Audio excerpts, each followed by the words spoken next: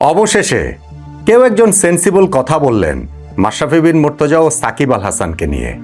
Sensible কথার মূল্য সবসময় থাকে, কিন্তু কে বলছেন অনেক সময় সেইটাও ভীষণ রকমের গুরুত্বপূর্ণ হয়ে ওঠে, সময়টাও গুরুত্বপূর্ণ হয়ে ওঠে।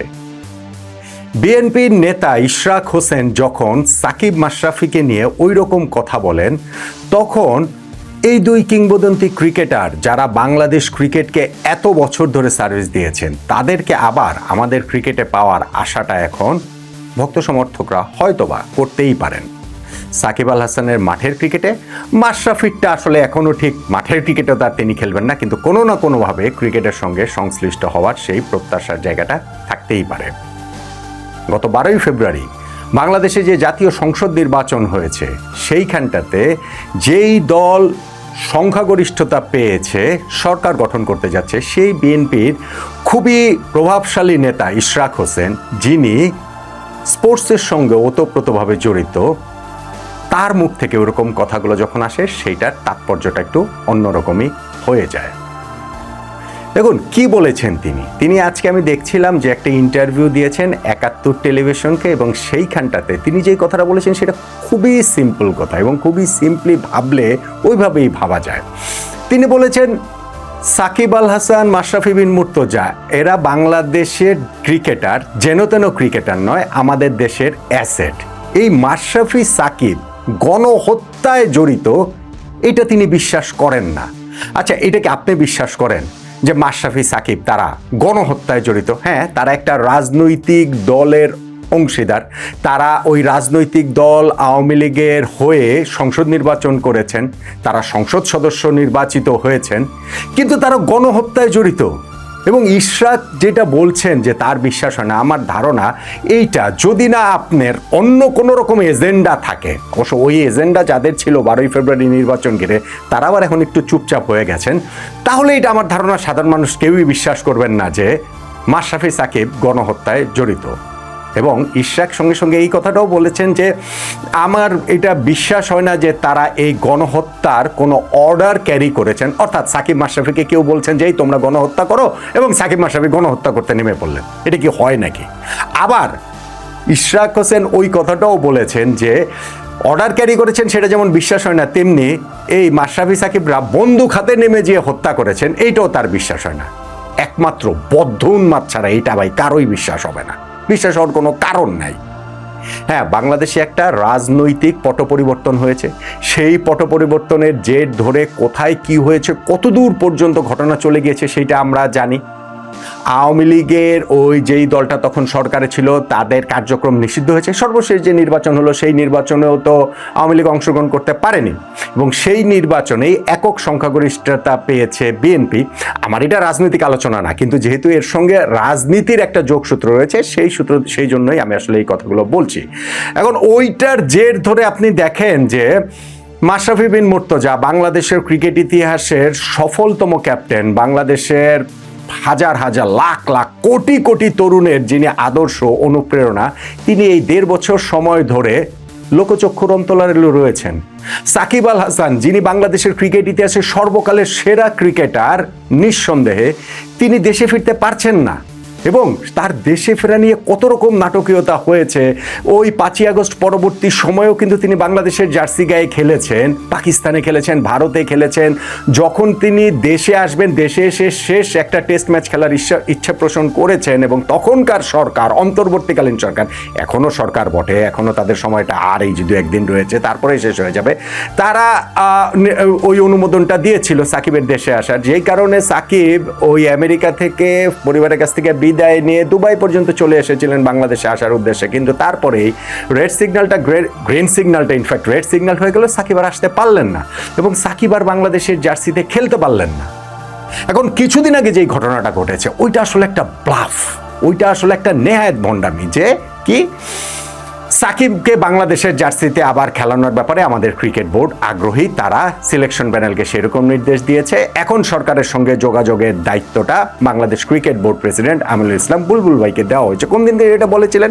এইটা প্রেস কনফারেন্সে অযাচিতভাবে বলে দেওয়া হলো। অযাচিত মানে নিজেরাই সেদে সেদে বলে দিয়েছেন, বোর্ডেও নিজেরাই সিদ্ধান্ত নিয়ে নিয়েছেন যেই দিন বাংলাদেশের টি-20 বিশ্বকাপ খেলাটা শেষ হয়ে গেল আনুষ্ঠানিকভাবে।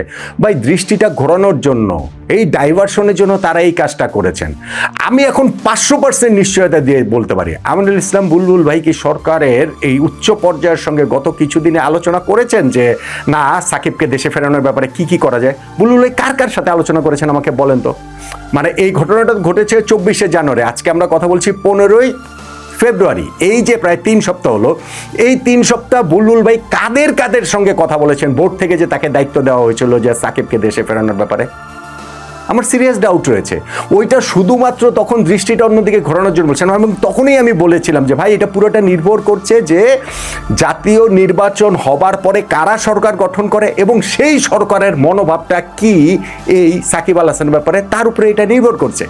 যখন 12ই ফেব্রুয়ারি সেই নির্বাচনে এখন বিএনপি সংখ্যাগরিষ্ঠতা পেয়ে জয়লাভ করেছে এবং সেই বিএনপির একটা ভীষণ প্রভাবশালী নেতা ইশরাক হোসেন যখন এরকম কথাবার্তা বলছেন, তখন কিন্তু সেটা আশাবাদী করে যে সাকিব আল হাসান মার্চে পাকিস্তানের বিপক্ষে সিরিজে বাংলাদেশের মাটিতে আসবেন, বাংলাদেশের জার্সি গায়ে আবারও তিনি খেলবেন। কেননা ইশরাক এটা বিএনপির নীতি নির্ধারক পর্যায়ের খুবই প্রভাবশালী একজন নেতা। তার বাবা সাদেক হোসেন খোকা, তিনিও খুবই প্রভাবশালী ছিলেন। সাদেক হোসেন খোকা ভাই তিনি তো আসলে আমাদের স্পোর্টস মিনিস্টারিতে ছিলেন।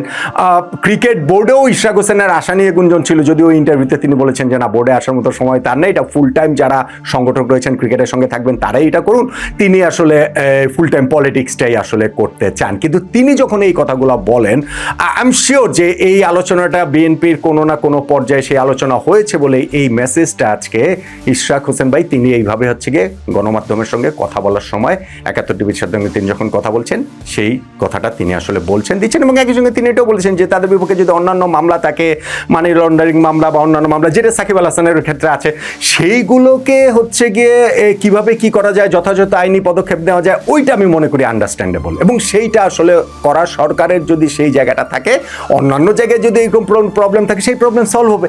কিন্তু তাই বলে দেশের হয়ে খেলতে পারবেন না সাকিব, তাই বলে মাশরাফি বিন মুর্তজা তাকে আসলে লোকচক্ষুর অন্তরালেই থাকতে হবে। তার আর অপরাধটা কি? তারা একটা রাজনৈতিক দলের অংশ ছিলেন, সেই রাজনৈতিক দলের সংসদ সদস্য তারা ছিলেন, কিন্তু সেই দলের যেই অপরাধের কথা তাদেরকে বলা হচ্ছে, যেই মামলা টামলার মধ্যে তাদেরকে জড়িয়ে ফেলা হয়েছে, যে গণহত্যার মামলার আসামি সাকিব আল হাসান, গণহত্যার মামলার আসামি মাশরাফি বিন মুর্তজা, এইটা কি আসলে বিশ্বাসযোগ্য? এটা কি আসলে হয়? আজকে ইশরাক হোসেন যেই কথাগুলো বলেছেন সেইটা আমি তাই মনে করি তিনি যথার্থ গণমানুষের নেতা হিসাবে গণমানুষের কথাগুলোই আসলে বলেছেন। বাংলাদেশে একটা মানুষও আমি জানি যে আমি নিশ্চিতভাবে বিশ্বাস করি যে বিশ্বাস করে না যে সাকিব মাশরাফিরা গণহত্যায় জড়িত ছিল এবং তারা অর্ডার ক্যারি করেছে, অথবা তারা নিজেরা বন্দুক হাতে নেমে গণহত্যা করে ফেলেছে, মানুষকে খুন করে ফেলেছে। এটা কি হয় নাকি? এটা আসলে হয় না। কিন্তু সেই কথাটা বলার মতো অবস্থাও আসলে কারো ছিল না। গত এই 1.5 বছরে কেউ সেটা বলতে পারেনি। বিভিন্ন সময় তাদের কথা বলা হয়েছে, কিন্তু সেই কথাটা বলা হয়েছে বেসিক্যালি আসলে হয় ডাইভারশনের জন্য অথবা ফুটেজ খাওয়ার জন্য, একটু জনপ্রিয় হবার জন্য। ওই যে আসিফ মাহমুদ সজীব ভুঁইয়ার সঙ্গে সাকিব আল হাসানের যে একবার টক্কর লেগে গেল, ততক্ষণে তো ওই তৎকালীন যে ক্রীড়া প্রতিমন্ত্রী আসিফ মাহমুদ সজীব ভুঁইয়া, তার অবস্থান তো নড়বড়ে হয়ে গেছে, তার বিভিন্ন দুর্নীতির অনেক কিছু খবর তো বেরিয়ে গেছে। ফলে তখন আবার সাকিবের পালে হাওয়াটা লেগেছিল।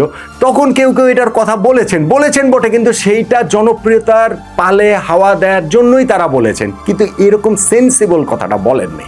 ফলে আমার কাছে মনে হয় যে ইশরাক হোসেন তিনি অ্যাপারেন্টলি তিনি শুধুমাত্র ক্রিকেটের সঙ্গে সংশ্লিষ্ট, যে বাংলাদেশ ক্রিকেট বোর্ডের নির্বাচনে তিনি ব্রাদার্স ইউনিয়ন ক্লাবের একজন কাউন্সিলর ছিলেন। এবং আমরা দেখেছি যে ওই নির্বাচনকালীন সময়ে এই যে তামিম ইকবালদের সঙ্গে একবার একটি স্টেজও তিনি শেয়ার করেছিলেন। পরবর্তীতে অবশ্য তাকে আর সেভাবে দেখা যায়নি। কিন্তু ভবিষ্যৎ বাংলাদেশের ক্ষেত্রে রাজনীতির যে মেরুকরণের জায়গাটাতে আমরা এসে দাঁড়িয়েছি, সেইখানটাতে আমার কাছে মনে হয় যে ইশরাক হোসেনের এই কথাগুলোর আলাদা গুরুত্ব রয়েছে, আলাদা তাৎপর্য রয়েছে। এই কথাটাকে অনেকেই হয়তো বলতে পারছিলেন না, বা বললেও হয়তো বা প্রকাশ করতে পারছিলেন না। এখন যখন বিএনপির একজন প্রভাবশালী নেতা এরকম কথা বলেন, বিএনপি যখন সংখ্যাগরিষ্ঠতা নিয়ে সরকার গঠন করতে যাচ্ছে, তখন প্রবাবলি সাকিব এবং মাশরাফির বাংলাদেশের ক্রিকেটের সঙ্গে সংশ্লিষ্ট হওয়ার জায়গাটা অন্ততপক্ষে উন্মুক্ত হয়। সাকিব আল হাসানের ক্ষেত্রে পাকিস্তানের বিপক্ষে পরের মাঝে যে আমাদের সিরিজ রয়েছে সেইখানে খেলার, মাশরাফির ক্ষেত্রে হয়তো কোনো না কোনোভাবে ক্রিকেটের সঙ্গে সংশ্লিষ্ট হওয়ার, সেগুলো আসলে মানে পরের ব্যাপার। কিন্তু অ্যাটলিস্ট সেটা হোক বা না হোক, কেউ তো অন্তত সেন্সিবল কথাগুলো বললেন। অতএব এখন সেই সেন্সিবল কথাগুলো বিশ্বাস করার মতো বা ওই কথাগুলো চর্চা হবার মতো একটা জায়গা তৈরি হলো যে সাকিব আল হাসান, মাশরাফি বিন মুর্তজা তারা রাজনীতিটাই করেছেন, তারা গণহত্যায় জড়িত ছিলেন না, তারা মানুষ হত্যার অর্ডার ক্যারি করেননি, তারা বন্দুক হাতে নিয়ে রাস্তায় নেমে পড়ে